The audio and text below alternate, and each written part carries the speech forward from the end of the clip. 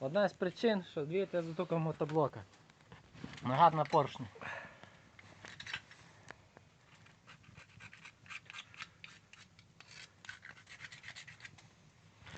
На головці.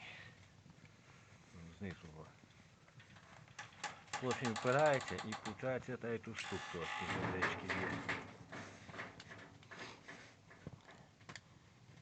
Питають, часом бачили. Дивились теж, шукали причину.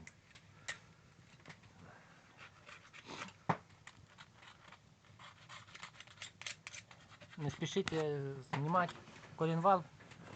Можна на тепер ще головку подивитися, попроще буде.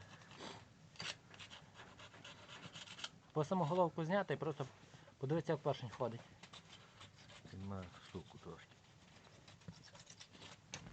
Ладно, хватить. Пока.